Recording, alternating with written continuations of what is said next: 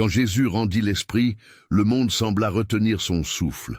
Le soleil s'obscurcit, le voile du temple se déchira, la terre trembla, et aux portes mêmes de la ville, des tombeaux s'ouvrirent. Matthieu note cet instant singulier en quelques versets seulement, mais là se cache une question qui travaille la théologie et l'imagination chrétienne depuis des siècles. Pourquoi ces saints sont-ils ressuscités précisément à la mort de Jésus? Pourquoi ce surgissement lié au moment de sa mise à mort, et non avant ou indépendamment de lui? C'est cette question que nous allons suivre, pas à pas, jusqu'à comprendre pourquoi Matthieu place cet événement au cœur du mystère pascal. Imaginons la scène. Il est midi, l'air est lourd. Sur le Golgotha, le corps cloué est livré à l'agonie. À l'intérieur du temple, quelqu'un lève les yeux. Le rideau qui séparait le lieu saint est lacéré, de haut en bas. Sous la colline, là où des familles ont placé leurs morts, des pierres bougent et des cavités anciennes expulsent leurs secrets. Matthieu 27, 52, 53 raconte que les tombeaux s'ouvrirent et beaucoup de corps des saints qui étaient morts ressuscitèrent. Ils sortirent des tombeaux, et après la résurrection de Jésus, ils entrèrent dans la ville sainte et apparurent à beaucoup. Remarquez déjà 3 détails que nous garderons comme des clés tout au long de notre lecture. Le moment, lié à la mort de Jésus, mais la sortie effective se produit après la résurrection. Le vocabulaire, Matthieu appelle ces personnes agioi, saints ou consacrés, et la visibilité de l'événement, ils apparurent à beaucoup. Avant d'aller plus loin, une précision pratique. Si cette lecture historique et théologique vous intrigue, likez cette vidéo pour que davantage de personnes aient accès à ce regard. C'est la seule invitation de ce type que je ferai au début. Pour comprendre la portée de ce récit, il faut d'abord situer l'action dans le paysage funéraire de Jérusalem au 1er siècle. Les pratiques juives de la région étaient variées, mais l'archéologie et les sources anciennes, ossuaires, tombes à l'oculi, fouilles du mont des Oliviers et du Val Hinnom, permettent de reconstituer l'apparence de ces lieux. 2 types de sépultures dominent l'imaginaire. D'un côté, les tombes creusées longitudinalement dans la roche, en grec kokim, avec des niches où l'on déposait un corps. De l'autre, des tombeaux familiaux, avec pierres roulantes ou dalles plates fermant l'entrée et des ossuaires, boîtes en pierre, où l'on conservait les os après la décomposition. Là où la pierre roulante servait d'obstacle visible, une dalle plate ou une ouverture taillée pouvait, selon la topographie, laisser entrevoir l'intérieur. Les jardins de tombeaux, proches des quartiers habités de Jérusalem, pouvaient être perçus depuis la voie publique selon l'élévation et la distance. Quand Matthieu évoque des tombeaux qui s'ouvrent, il invite donc à imaginer non pas un spectacle discret et strictement privé, mais une manifestation qui, au moins pour une partie, est observable. Les fouilles modernes montrent que certains tombeaux familiaux, surtout près des pentes de la ville, étaient à la vue de passants, ce qui rend plausible l'expression « apparurent à beaucoup ». Il y a ici une dimension publique, collective, et non un événement cantonné au limbe d'un récit mystique. Cependant, il est crucial de comprendre que s'ouvrir et sortir sont 2 actions distinctes dans le texte. Matthieu laisse entendre que les tombeaux furent ouverts au moment de la mort, mais que la sortie des corps se produisit après la résurrection de Jésus. Ce détail chronologique n'est pas anodin. Il met en place une logique théologique que nous examinerons plus loin. Pour percer le sens des termes employés par Matthieu, nous devons brièvement nous arrêter sur le vocabulaire grec et sa charge sémantique. Le mot le plus frappant est agioi, agi, généralement traduit par « saints », « les consacrés » ou « les saints du peuple ». Le terme n'indique pas ici une liste nominative. Matthieu ne nous dit pas qui est là, mais il pose une catégorie. Ce sont des personnes reconnues comme appartenant à la sphère sainte, vraisemblablement parmi ceux auxquels les promesses d'Israël se rapportent. Il s'agit d'une manière d'englober des hommes et des femmes qui, par leur vie ou par leur espérance, sont rattachés aux promesses d'Israël. Traduire agioi simplement par saint peut prêter à des lectures trop rapides. Il est important d'entendre derrière le mot une référence théologique. Ce sont des membres du peuple de la promesse, rendus saints par leur appartenance à l'Alliance et par l'espérance messianique qui leur est réservée. L'autre mot-clé est koimémenon, issu de koimao, mettre à dormir. Le Nouveau Testament emploie souvent ce vocabulaire pour parler de la mort des croyants. Il s'endormit, plutôt que il mourut. On retrouve cette métaphore dans 1 Thessaloniciens et ailleurs. Matthieu 27 emploie une langue qui, par l'image du sommeil, laisse entendre une espérance. La mort n'a pas le dernier mot comme une fin catégorique et irréversible. Elle est plutôt une suspension dont la résurrection peut constituer le réveil. Ce choix lexical oriente notre lecture vers une perspective eschatologique. Ces morts ne sont pas décrits simplement comme des cadavres réanimés, mais comme les dormants, qui, selon la logique biblique, attendent le matin de la délivrance. Si l'on pose côte à côte ces éléments, des tombeaux ouverts au moment de la mort de Jésus, des personnes qualifiées d'agioa et la métaphore du sommeil pour la mort, une trame théologique émerge déjà. Mais pour la suivre correctement, il nous faut rappeler un autre texte qui sert de clé herméneutique, 1 Corinthiens 15. Paul y présente la résurrection du Christ comme la primitia, le premier des ressuscités, Huc 1, Co 15, 20, 23. Le mot « première fruit », parfois traduit « prémisse », est une image agricole forte dans l'Ancien et le Nouveau Testament. La première récolte signifie que le champ, la saison et la moisson entière sont scellés par ce qui vient en premier. Dans le langage de Paul, si Christ est la primitia, alors son avènement marque le commencement d'une économie de résurrection qui culminera à la fin, lorsque tous ceux qui appartiennent au Christ ressusciteront. Cette logique impose une chronologie. Il faut que le premier vienne avant les autres, non seulement chronologiquement, mais théologiquement. Si quelqu'un d'autre devait ressusciter pleinement avant lui, l'idée de primitia perdrait son sens. C'est ici que le détail chronologique dans Matthieu devient capital. Le texte, Matt 27, 52, 53, dit que les tombeaux s'ouvrirent à la mort de Jésus, mais que ces hommes et femmes sortirent des tombeaux et apparurent à beaucoup après la résurrection de Jésus.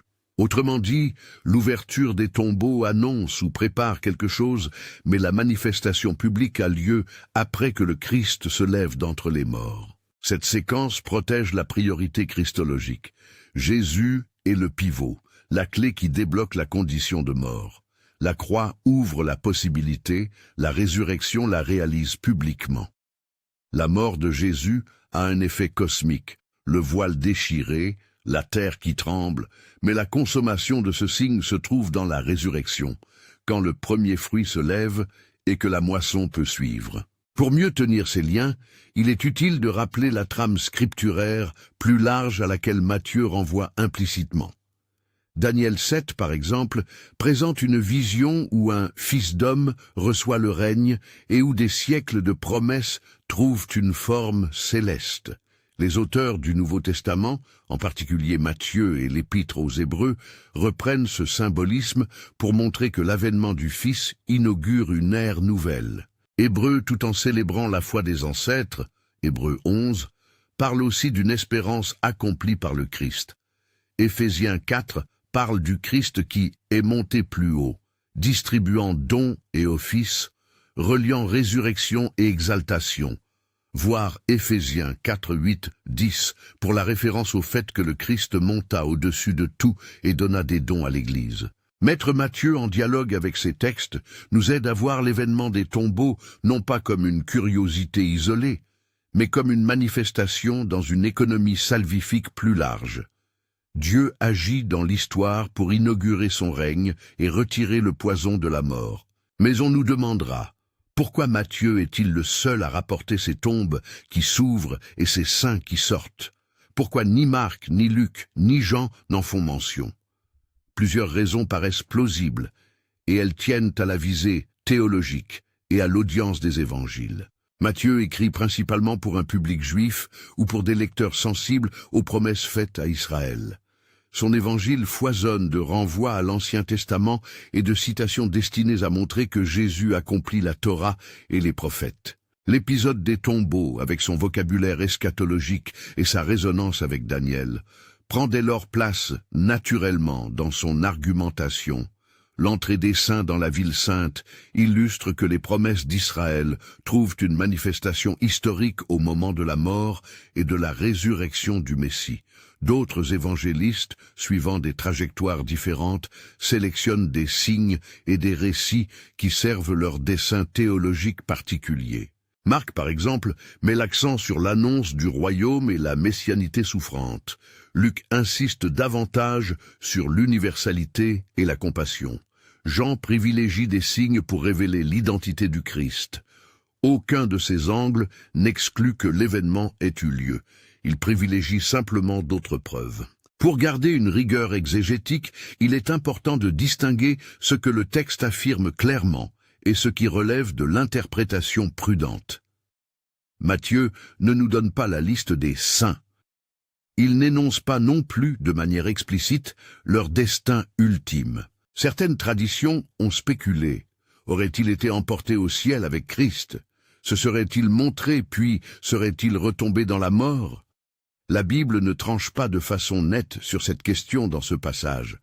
L'un des impératifs de notre lecture est d'éviter de remplir ces vides avec des noms et des récits qui ne figurent pas dans le texte. Nous garderons donc une posture prudente et prendrons le terme indefinido pour ce que la Bible ne précise pas. Reste une autre difficulté. Comment comprendre la phrase « apparurent à beaucoup » ? Que signifie « apparurent » dans un contexte où la résurrection n'est pas ici décrite, avec l'abondance des récits lucaniens des apparitions du ressuscité? Plusieurs hypothèses se dessinent. D'un côté, on peut comprendre que ces personnes, sorties des tombeaux après la résurrection de Jésus, se montrèrent aux habitants de Jérusalem. Leurs corps, pour quelque temps, furent visibles, reconnus peut-être même par des proches. De l'autre, on peut voir dans cette manifestation un signe, non nécessairement des retrouvailles familiales prolongées, mais une apparition destinée à attester publiquement que quelque chose de nouveau venait de se produire dans l'ordre de la mort. Dans les deux cas, Matthieu insiste sur la dimension collective. Ce n'est pas un secret réservé à quelques initiés. C'est un événement qui peut, au moins dans une certaine mesure, être constaté. À ce stade, nous devons aussi rappeler la métaphysique biblique de la résurrection. Dans l'Ancien Testament, l'espérance d'un redressement ultime des morts est présente mais diffuse. On trouve des germes et des images, les premiers fruits, la restauration d'Israël, l'image du réveil pour le jugement ou la délivrance. Les écrits post-exiliques et apocalyptiques précisent davantage cette logique. Dieu, à la fin des temps, rendra la vie aux morts. Le Nouveau Testament affirme que cet avenir a trouvé une pointe dans le Christ. Paul, une nouvelle fois, est notre guide ici. La résurrection de Jésus est l'événement qui inaugure la victoire sur la mort. Si Dieu ressuscite le premier fruit, la promesse est faite pour la moisson entière. Mais l'ordre est essentiel. La première annonce et garantit la suite. Tout cela nous ramène à la question centrale. Pourquoi alors Matthieu décrit-il des tombeaux qui s'ouvrent au moment de la mort du Messie? Une première piste est liturgico-symbolique. La mort de Jésus agit comme un cataclysme cosmique. Le voile déchiré signale que l'accès à la présence divine est renouvelé. Le tremblement et l'ouverture des tombeaux indiquent que la condition humaine, tenue par la mort, est touchée. Mais Matthieu ne laisse pas cet effet sans suite. Il précise que la sortie des morts, la manifestation réelle, n'a lieu qu'après la résurrection. Ainsi, l'ouverture a valeur de signe, la résurrection de réalisation. En termes agricoles, la terre commence à produire par un mouvement souterrain au moment où la semence est brisée, mais le germe visible n'apparaît qu'au lever du jour. Christ meurt, les tombeaux s'ouvrent comme si la terre répondait. La résurrection scelle la réalité de cette réponse et dès lors la moisson peut paraître. Pour rendre cette logique plus vivante, il est utile de proposer quelques images concrètes imaginées à titre illustratif. Non pas comme récit historique certifié, mais comme reconstruction qui aide à saisir l'enjeu. Imaginez une femme près d'un tombeau familial. Peut-être a-t-elle perdu un fils ou un frère quelque temps auparavant. Au moment de la crucifixion, elle ne sait rien encore. Elle ressent une secousse, entend des murmures, aperçoit des hommes courir vers la ville. Puis, lorsqu'on dit que le Messie s'est relevé, elle voit à la porte du tombeau une silhouette familière, puis d'autres silhouettes qui traversent la rue et se montrent aux voisins effarés. C'est un tableau qui parle à l'affect. Il met en jeu la douleur, la reconnaissance et l'étonnement. Mais répétons le garde-fou imposé par notre méthode exégétique. Une telle scène est une reconstitution imaginative pour éclairer le sens, non une prétention à révéler l'identité individuelle des ressuscités. En intégrant ces éléments, contexte archéologique, choix lexical, contextualisation scripturaire et image pastorale, nous approchons d'un argument central qui occupe le cœur de l'exégèse patristique et moderne, la primauté du Christ. Le fait que Matthieu fasse dépendre la sortie publique des morts de la résurrection elle-même préserve la priorité christologique et confirme l'idée que Jésus est le premier-né d'entre les morts, selon 1 Corinthiens 15. Il ne s'agit pas seulement d'un jeu de chronologie, c'est une affirmation théologique. La résurrection du Christ est l'événement paradigmatique par lequel Dieu inaugure le recalibrage cosmique. Si nous acceptons cette clé, la scène des tombeaux rejoint la grande histoire de la récapitulation biblique. L'histoire de Dieu avec Israël, depuis les promesses à Abraham jusqu'à Daniel et au jugement final, trouve un point d'appui dans la mort et la résurrection du Fils. Cependant, tout n'est pas résolu par cette seule clé. Deux questions délicates se tiennent encore à la marge et exigeront un examen plus poussé. La première concerne la nature précise de la manifestation des ressuscités. Étaient-ils temporairement visibles avant de retourner à la mort, ou bien furent-ils immédiatement intégrés à la vie glorieuse qu'on associe au Christ? La seconde porte sur la portée de l'événement comme preuve. Cette manifestation a-t-elle produit une foi généralisée parmi les témoins, ou fut-elle accueillie avec perplexité et scepticisme comme d'autres signes dans les évangiles? Nous devons garder ces questions ouvertes et peser les arguments des deux orientations exégétiques principales sans trancher hâtivement. Avant d'entrer dans ces discussions plus controversées, il nous faut approfondir encore la notion de saint chez Matthieu. Qui sont ces agioi dont il parle? Le terme renvoie à une catégorie biblique qui englobe des hommes et des femmes appelés à la sainteté par leur relation à Dieu. Dans l'Ancien Testament, la sainteté du peuple est discutée en des termes communautaires. Israël est mis à part pour Dieu.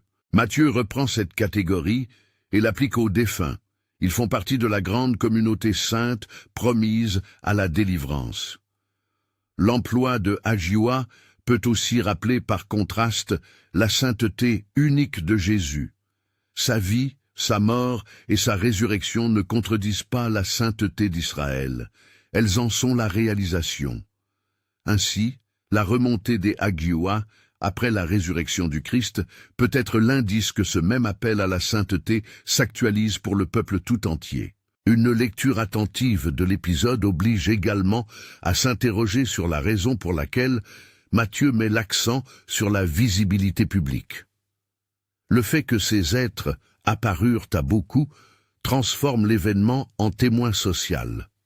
Il devient une forme de témoignage public à la souveraineté de Dieu sur la mort. Dans une société où les rumeurs se propageaient vite et où les autorités locales étaient vigilantes, un rassemblement d'individus sortant des tombeaux aurait inévitablement fait scandale et forcé des questions publiques.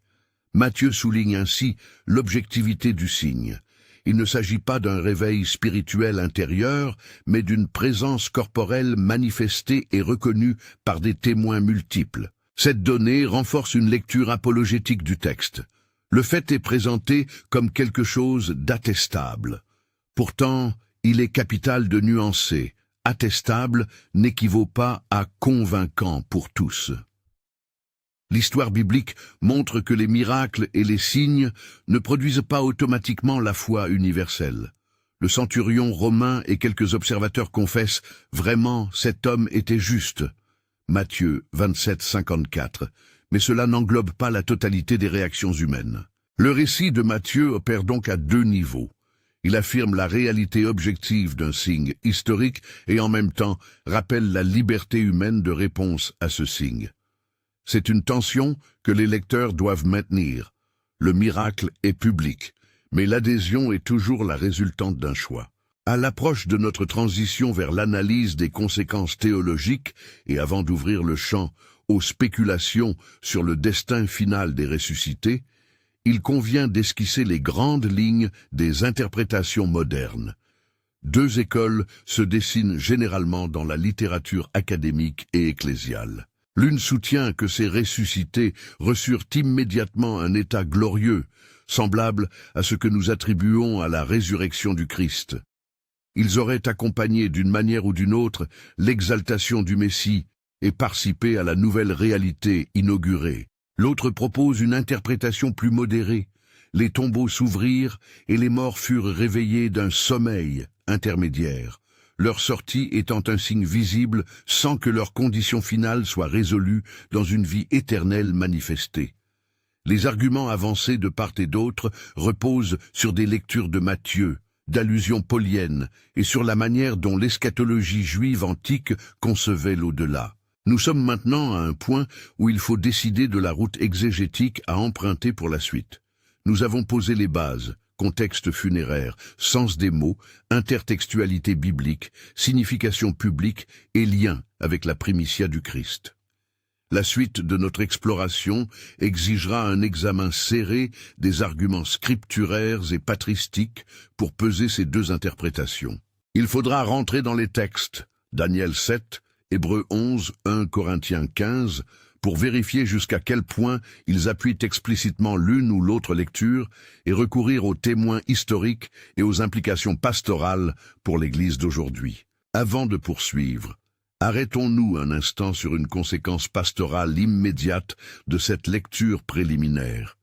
Si la mort de Jésus est cet événement qui à la fois révèle la rupture cosmique et ouvre la perspective de la résurrection pour les siens, alors la mort chrétienne n'est plus un simple abandon mais une dormition pleine d'espérance. L'image du sommeil, employée par Matthieu et d'autres auteurs du Nouveau Testament, n'efface pas la peine de la séparation, mais elle replace la séparation dans une dynamique de réveil et d'avenir. Cela a des effets concrets pour la consolation des endeuillés. La mort ne ferme pas la porte définitivement, elle est inscrite dans une histoire de délivrance. Mais cette consolation demeure prudente. Matthieu ne donne pas de détails sur la destinée finale de ces ressuscités, et notre espérance doit demeurer attachée à l'œuvre du Christ plutôt qu'à une méthode ou un calendrier spirituel. Nous toucherons dans la suite aux preuves textuelles détaillées qui sous-tendent chacune des lectures possibles, en confrontant notamment Matthieu à 1 Corinthiens 15 et à Hébreux, puis en évaluant les implications pour l'autorité scripturaire et la pastorale. Nous interrogerons aussi pourquoi l'épisode a pu disparaître des traditions liturgiques ou être mis en marge de certains commentaires. Est-ce qu'il dérangeait des schémas doctrinaux plus tardifs? Avait-il été jugé trop étrange pour être largement cité? Autant de questions qui demandent une poursuite attentive du texte et des traditions. La scène de Jérusalem, en somme, est beaucoup plus qu'un détail coloré. Elle met en lumière la manière dont l'histoire de Dieu se joue dans la réalité sociale et religieuse d'Israël, et elle nous force à repenser la relation entre la croix, la tombe et la vie nouvelle. Nous avons posé les fondations historiques et linguistiques. Nous avons ouvert la porte théologique par la notion de primitia. La porte est maintenant entrebâillée pour examiner de façon serrée la chronologie eschatologique et les lectures possibles de Matthieu, en confrontant les textes et les traditions qui vont éclairer la destination de ces saints et la portée de leur apparition aux yeux de la cité sainte. Nous reprenons au point où la porte textuelle est entr'ouverte. Il reste à confronter les textes qui encadrent Matthieu, à peser les lectures possibles, à mesurer les implications pastorales, puis à conclure sur la question posée par le titre « Pourquoi ces saints se lèvent-ils à la mort et plus exactement après la résurrection de Jésus ?» Pour répondre avec honnêteté exégétique et force spirituelle, il nous faut entrer dans un examen serré de trois sortes d'arguments. L'argument textuel, Que disent ensemble les Écritures? L'argument théologique, quelle logique christologique et eschatologique protège l'idée de primitia, et l'argument narratif social, quelle portée publique et communautaire donne Matthieu à l'événement. Avançons pas à pas. Commençons par rapprocher explicitement Matthieu 27, 52, 53 et 1 Corinthiens 15, 20, 23. Paul affirme sans détour: « Mais maintenant Christ est ressuscité des morts, il est les prémices de ceux qui sont morts. » Dans son développement, il inscrit la résurrection du Christ dans un ordre, Christ, les prémices. Ensuite, ceux qui appartiennent à Christ, lors de sa venue. Paul utilise l'image agricole des prémices pour établir un principe causal et temporel. Le premier, Christ, garantit la suite, la moisson. Si nous prenons ce principe comme grille herméneutique, la formulation mathéenne, ouverture des tombeaux au moment de la mort, mais sortie effective après la résurrection, devient intelligible. L'ouverture est le signe que l'ordre nouveau est enclenché, mais la réalisation publique appartient au moment où le premier-né se lève. Matthieu, de son côté, n'explicite pas Paul. Il ne se réfère pas littéralement aux écrits pauliens, mais il s'inscrit dans la même logique théologique que celle qui mûrit dans le christianisme primitif. Le Christ est l'axe, et les autres sont appelés à suivre en raison de son avènement. Préciser cela n'est pas contester la liberté des énigmes textuelles, c'est souligner que Matthieu et Paul pointent dans la même direction ecclésiologique et eschatologique. À côté de cet appui paulinien, d'autres passages anciens aident à lire l'épisode de Matthieu. Daniel 7, où l'on voit l'un qui ressemble à un fils d'homme recevoir la domination, fournit l'arrière-plan apocalyptique dans lequel le judaïsme tardif imagine la restauration eschatologique. Daniel 12.2 parle explicitement du réveil.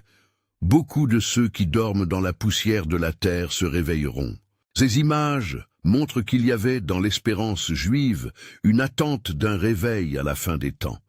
Les textes du Nouveau Testament lisent la résurrection du Christ comme le commencement de ce réveil, sa première vague dans l'économie rédemptrice. Hébreux 11, 39, 40 ajoute une nuance décisive. Les héros de la foi n'atteignirent pas la plénitude, afin que Dieu fît venir quelque chose de meilleur pour nous et qu'ils ne parvinssent pas sans nous à la perfection. Hébreux présente donc une récapitulation. L'achèvement se fait en Christ et dans la communauté rassemblée. Cette théologie de l'intégration et du retardement, la promesse n'est accomplie qu'en Christ et pour la communauté réunie, offre un argument fort en faveur de l'ordre premier-second. La résurrection du Christ est le pivot à partir duquel s'insèrent les autres résurrections. Ces concordances scripturaires font pencher la balance en faveur d'une lecture où Matthieu veut préserver la priorité christologique. Les signes se manifestent à la mort de Jésus, mais la manifestation publique et la réalité eschatologique se déploient seulement après que le premier-né ait franchi la barrière ultime. C'est une manière de maintenir l'intégrité de la confession chrétienne, Christ premier, puis la communauté.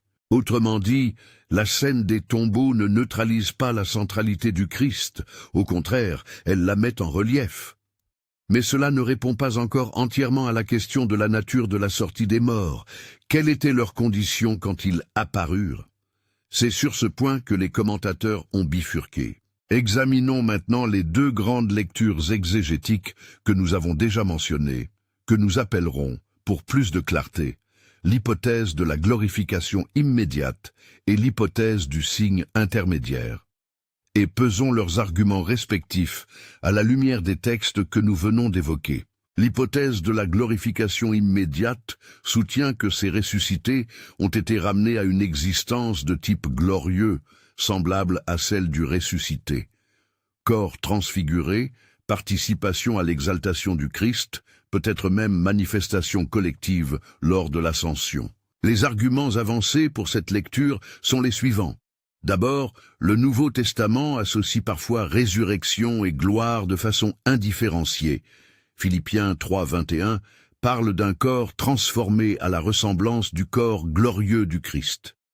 Deuxièmement, Matthieu utilise le terme agioa, qui place ces personnes dans la sphère de la sainteté promise. Il serait donc logique qu'elles participent immédiatement à la réalité inaugurée par le Messie. Troisièmement, certains lègnent en évangile tardif et dans la patristique voient dans la manifestation publique un signe d'exaltation. Les morts ne reviendraient pas comme des revenants ordinaires, mais comme témoins de la victoire finale. Enfin, la lecture liturgique, qui aime voir la réalité eschatologique advenue en germe, trouve ici un exemple concret de la reprise de la création par Dieu. Face à ces arguments, il faut cependant rappeler ce que Matthieu précise textuellement.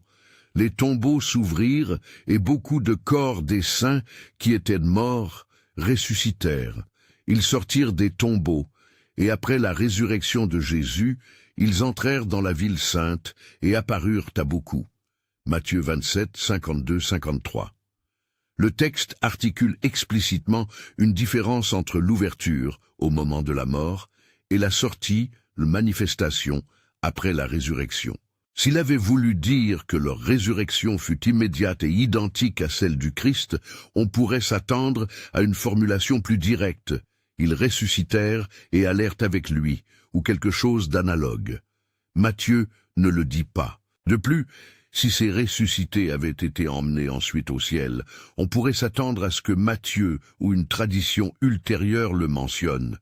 Le fait que le texte se contente d'enregistrer leur apparition aux habitants de Jérusalem et ne rapporte pas leur suite est un indice au moins de réserve.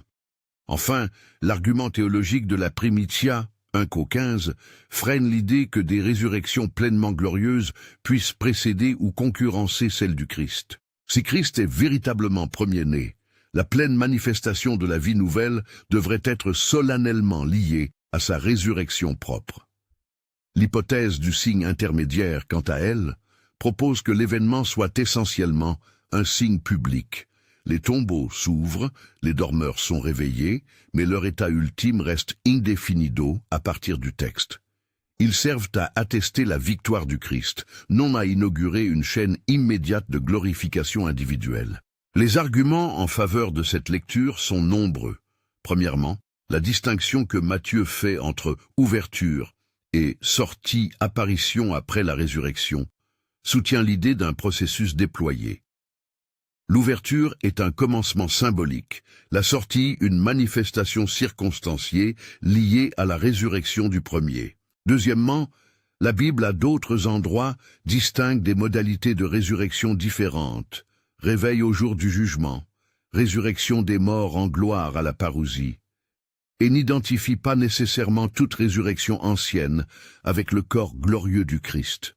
Troisièmement, l'absence de précision sur la destinée finale des ressuscités dans le récit invite à la prudence. Matthias n'affirme rien sur l'ascension finale de ces personnes. Il juste atteste une visibilité publique. Enfin, la thèse s'insère mieux dans l'économie paulinienne, si l'on veut préserver la centralité chronologique de Christ comme premier fruit. Mais l'hypothèse du signe intermédiaire n'est pas sans difficulté non plus. Si ces personnes n'ont été que temporairement réveillées, quelle signification pleine peuvent-elles avoir pour les témoins? Une parade symbolique qui ne change rien à la condition humaine risquerait de sembler insuffisante. Les partisans de la lecture intermédiaire répliquent que la visibilisation publique de morts reconnus, même temporaires, bouleverse l'imaginaire social et produit une crise de sens. La mort n'est plus souveraine, une disponibilité nouvelle à Dieu est montrée. L'effet théologique ne nécessite pas la permanence immédiate de la condition glorieuse. Il suffit d'un acte d'autorité divine qui agite les frontières de la mort pour que la promesse soit attestée. En fin de compte, l'équilibre exégétique raisonnable est d'admettre que Matthieu laisse délibérément de l'indétermination. Il nous donne le signe. Il affirme sa valeur publique et sa connexion à la résurrection du Christ. Mais il ne nous livre pas une théologie détaillée de l'état corporel des ressuscités. Garder cette indétermination est en accord avec la pratique biblique, qui, parfois, figure des signes plus pour inviter au discernement que pour offrir des rapports complets. Ainsi, plutôt que trancher avec force sur ce que le texte ne dit pas, il est préférable de reconnaître deux vérités corrélées. A. Dieu manifestait par la mort et la résurrection de Jésus une victoire sur la mort qui engageait la communauté à espérer la résurrection des saints. B. Les modalités précises de la condition finale des ressuscités mentionnées par Matthieu restent indéfinido si l'on se limite au seul passage. Nous pouvons maintenant nous demander qu'est-ce que la mention « apparurent à beaucoup » nous apprend sur la portée sociale de l'événement et sur la réception historique. La phrase met l'accent sur la visibilité et la multiplicité des témoins. Cela a plusieurs conséquences. D'abord, Matthieu veut montrer que l'événement n'est pas un phénomène privé ou mystique réservé aux initiés. Il est attestable, public et donc susceptible de devenir une base de témoignage. Cela rejoint l'approche apologétique du récit. Le signe est placé dans la sphère publique pour que la communauté et les autorités se trouvent confrontées à un fait. Ensuite, l'insistance sur la multiplicité des témoins signale que la présence même de ces personnes au sein de la Cité sainte pouvait produire un bouleversement social. Famille retrouvait peut-être des noms, des visages, des histoires. La trame communautaire était perturbée. Third, ce caractère public ne garantit pas la foi. Les textes évangéliques montrent que même devant des signes impressionnants, les cœurs peuvent rester durs ou perplexes. L'objectif de Matthieu est donc double, montrer la réalité extraordinaire et rappeler la responsabilité humaine face aux signes. Derrière la visibilité, il y a aussi une dimension liturgique et symbolique. La ville sainte, site de la promesse, reçoit l'assemblée restaurée. L'entrée des saints dans Jérusalem, après la résurrection, est l'image de l'accomplissement de la vocation d'Israël. De manière subtile, Matthieu met en scène une convergence. Le Messie est relevé et la Cité sainte est de nouveau habitée par ses enfants, signe que la restauration commence à se réaliser dans le monde et dans l'histoire, non seulement dans le ciel. Cette lecture renforce l'idée que l'événement est un élément de la gestion historique du salut, non un simple fait isolé. Pourquoi, dès lors, les autres évangélistes n'en parlent-ils pas? Nous avons déjà esquissé la réponse. Chacun compose son évangile selon un dessein théologique, avec une audience particulière et des priorités narratives propres. Marc veut frapper par le scandale de la messianité souffrante, Luc insiste sur la dimension universelle et sociale, Jean sur les signes qui dévoilent l'identité du Fils. Mentionner l'épisode des tombeaux pouvait être perçu par ces évangélistes comme un détail secondaire, intéressant mais non essentiel à leur argument principal, ou comme une tradition locale de Matthieu, fondée sur des sources qu'il jugeait pertinentes pour son auditoire juif. Autrement dit, l'absence chez Marc, Luc et Jean ne prouve ni l'invention de Matthieu, ni la fausseté de l'événement. Elle atteste la pluralité des souvenirs et la sélection rédactionnelle propre à chaque évangéliste. En outre, il est raisonnable de penser que Matthieu, plus que les autres, cherche à tisser un dialogue explicite entre l'accomplissement messianique et les attentes d'Israël, Daniel, les prophètes, la Torah. L'épisode des tombeaux s'accorde parfaitement à son projet théologique, montrer que l'histoire de Jésus s'inscrit dans l'histoire d'Israël et en est la réalisation. Dans ce cadre, le récit est un élément rhétorique et théologique, pas nécessairement un rapport exhaustif de événements universels. Les évangélistes ont donc des horizons différents. Chacun retient ce qu'il juge le plus persuasif pour sa communauté. Les implications pastorales de toute cette réflexion méritent d'être explicitement tirées. Que doit retenir une communauté de foi de cette scène étrange et provocante de Matthieu? 3 pastorales ressortent clairement. La première est la consolation eschatologique. La mort, pour le croyant, n'est pas l'enfermement ultime. L'image du sommeil, koiméménon, réaffirme que la mort est une pause dans l'histoire de la personne, une dormition qui attend le réveil. Pour ceux qui pleurent des êtres chers, Matthieu offre une parole d'espérance. La mort est désormais prise dans l'horizon d'une promesse qui a déjà commencé en Christ. Cela n'élimine pas la douleur ni les saisons de deuil. Cela les situe dans une histoire plus vaste, où la résurrection du Christ est l'assise de notre consolation. La deuxième est la responsabilité communautaire. L'événement est public. Il nous met face à l'idée que la foi chrétienne est d'abord une confession collective. Le témoignage des nombreux montre que la foi ne se réduit pas à un sentiment privé.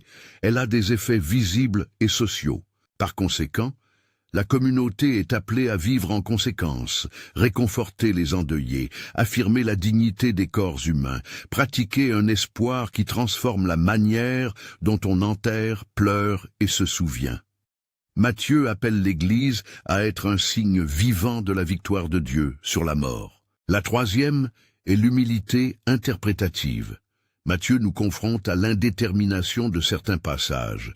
Il nous oblige à reconnaître les limites de nos certitudes. Plutôt que de remplir hâtivement les blancs par des constructions dogmatiques, nous devons accepter de tenir la tension. Louange de l'œuvre salvifique de Dieu et prudence exégétique sur les détails non explicités. Cette humilité est en soi une vertu pastorale. Elle préserve la foi contre les systèmes qui promettraient des certitudes que la Bible ne donne pas. Nous pouvons aussi extraire quelques conséquences éthiques et ecclésiologiques. Si la résurrection est la clé du rapport final à la mort, alors la manière dont une communauté traite ses morts, ses handicapés, ses pauvres, ses exclus, manifeste sa foi eschatologique. Une communauté qui vit comme si la mort avait le dernier mot produit des pratiques funéraires et sociales qui reflètent la peur. Une communauté qui croit dans l'espérance de la résurrection doit incarner une dignité pour tous, honorer les corps, garder des rites qui confient à Dieu et témoigner de la résurrection par la solidarité concrète. Matthieu, en faisant entrer des saints dans la cité, nous rappelle que l'espérance n'est pas seulement individuelle, elle transforme la ville, la famille, la politique des vivants. Il reste une question pratique que l'on m'a souvent posée. Peut-on, à la lumière de ce passage, espérer des résurrections similaires aujourd'hui? La réponse exégétique et pastorale doit être mesurée. Matthieu raconte un événement singulier, inséré dans le moment pascal et lié à la mort et à la résurrection du Christ, l'événement fondateur de l'histoire chrétienne. Il est dangereux théologiquement et pastoralement de généraliser ce signe en promesse de reproduction régulière pour aujourd'hui. La Bible atteste des miracles et des signes à divers moments. Nous recevons ces récits comme indication de l'agir souverain de Dieu, non comme une méthode à appliquer pour obtenir des prodiges. L'édification d'une communauté de foi ne repose pas sur la capacité à produire des signes visibles, mais sur la fidélité à l'œuvre reconnue du Christ, qui assure l'espérance et commande une vie transformée. Cette mise au point protège l'Église d'une lecture qui verrait dans Matthieu une garantie d'expérience extraordinaire à répéter à notre convenance. Avant de clore, il est fécond d'inscrire l'épisode dans une lecture spirituelle qui conserve sa force d'émerveillement. Matthieu nous propose une image. À la croix, le monde bascule. La création entière répond. Voile déchiré, tremblement, tombeau qui s'ouvre. Il s'agit d'un langage apocalyptique qui veut dire « l'ordre a basculé ». L'acte rédempteur opère une transformation cosmique. L'Apocalypse n'est pas seulement catastrophe, elle est révélation. Voir des tombeaux s'ouvrir est une manière picturale de dire que, quand le Christ meurt et ressuscite, la frontière entre les vivants et les morts est remise en question, l'histoire humaine est rouverte et l'espérance eschatologique commence à se manifester. Dans ce sens, la scène reste pour l'Église une image nourricière. Elle nous rappelle que la grâce de Dieu se mesure à sa capacité à ressusciter, à recommencer l'histoire, à faire entrer la création dans un destin de restauration. Pour terminer, revenons une dernière fois à la question centrale. Pourquoi les saints sont-ils ressuscités précisément à la mort de Jésus? La réponse synthétique, fidèle au texte et à la tradition biblique, est la suivante. Parce que la mort et la résurrection du Christ inaugurent un ordre nouveau. Christ est la primitia, et Matthieu présente l'ouverture des tombeaux, comme le signe que l'œuvre rédemptrice a des conséquences cosmiques. L'ouverture survient à la mort comme annonce, la sortie publique après la résurrection comme confirmation visible. Cette séquence protège la priorité christologique et rend l'événement intelligible dans l'économie biblique de la résurrection.